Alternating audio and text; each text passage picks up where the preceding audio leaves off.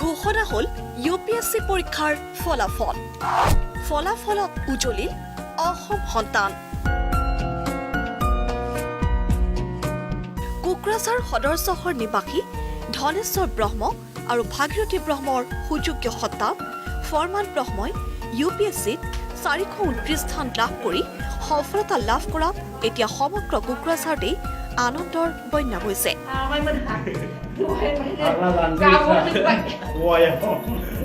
পিতৃ-মাতৃ শিক্ষক শিক্ষয়িত্ৰী হোৱাৰ সুবাদতে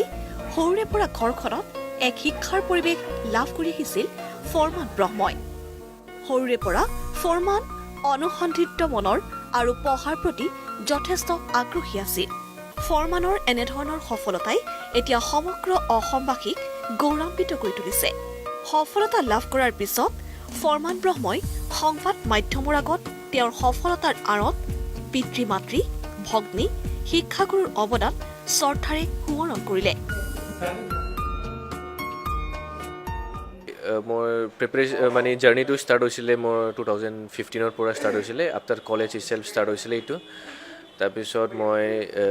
দিল্লীত কৰা কোচিং লৈ পিনি প্ৰিপেৰেশ্যনটো ষ্টাৰ্ট কৰি দিছিলোঁ তাৰপিছত মই ফাৰ্ষ্ট টু এটেম্পছত মই প্ৰিলিমছটো ক্লিয়াৰ কৰিছিলোঁ আনফৰ্চুনেটলি মেইনছটো হোৱা নাছিলে এই বছৰ মই এইটো ফাৰ্ষ্ট ইণ্টাৰভিউ আছিলে মই ফাৰ্ষ্ট ইণ্টাৰভিউত এইটো মই ফাৰ্ষ্ট মেৰিট লিষ্টত অহা আছে এইটো তাৰপিছত যোনটো মই ৰেংক 429 এইটো অল ইণ্ডিয়া পাইছোঁ আৰু মোৰ পেৰেণ্টছ স্পেচিয়েলি মোৰ পেৰেণ্টছ আছে আৰু মোৰ যিমান ফেমিলি মেম্বাৰ্ছ আছে ৰিলেটিভছ আছে মোৰ ফ্ৰেণ্ডছ আছে যোনে মোক চব ছাপৰ্ট কৰিছিলে মই চবকে ওপৰত মই ধন্যবাদ দিব বিচাৰিছিলোঁ অন্যহাতে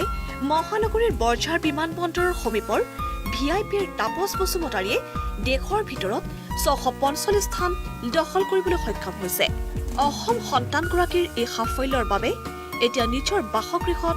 আনন্দ জোৱাৰ উঠিছে লগতে ওচৰ চুবুৰীয়া শুভাকাংক্ষীসকলে তাপসৰ বাসগৃহলৈ আহি সম্বৰ্ধনা জনাইছে সংবাদ মাধ্যমৰ আগত আনন্দত আত্মহাৰা হৈ তাপসৰ মন্তব্য অসমৰ ৰাজ্যৰ সেৱা কৰাৰ কিঞ্চিত সুবিধা পালে সুখী হ'ব তাপস বসুমতাৰী এক্সপেক্ট কৰি আছিলোঁ মই এতিয়া ৰেংক এটা পাইছোঁ 645 মই আই এম ছেটিছফাইড মোৰ বহুত ভাল লাগিছে আৰু মই এইটো ছাকচেছ মোৰ পেৰেণ্টছক ডেডিকেট কৰিম দিল্লীত গৈ কোচিং কৰিছিলোঁ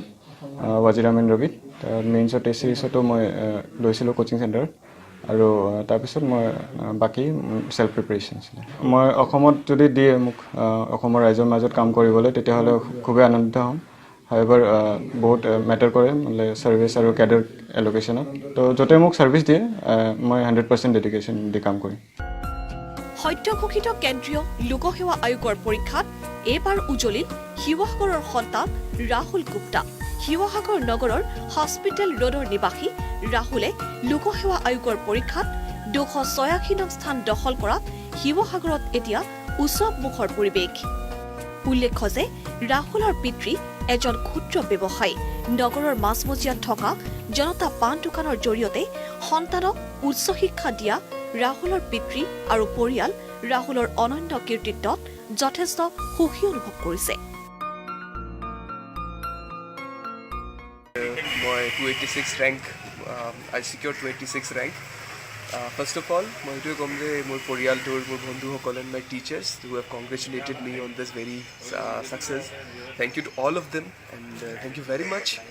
this won't be possible if the people like you haven't supported me এটা পাণ দোকানী লৈ 6টা বজাত খোলো 8টা না 9:30 আমাৰ লগত মানে 6টা ষ্টুডেণ্ট আছে ঘৰত ল'ৰা ছোৱালী সবকে মই ভালকৈ পঢ়াওঁ একদম সৰু পৰা পঢ়াটো ভাল আছিলে ইয়াত শিৱসাগৰ গুডলা ব্ৰাউনত মেট্ৰিক লেভেল তাৰ পাছত হাই ছেকেণ্ডেৰী আপোনাৰ শিৱসাগৰ জুনিয়ৰ কলেজ অসমলৈ গৌৰৱ কঢ়িয়াই অনা এই আটাইকেইগৰাকী মেধাৱী ছাত্ৰলৈ আসাম টক্সৰ ফালৰ পৰা যাচিছো অশেষ শুভেচ্ছা ব্যুৰ' ৰিপৰ্ট আসাম টক্স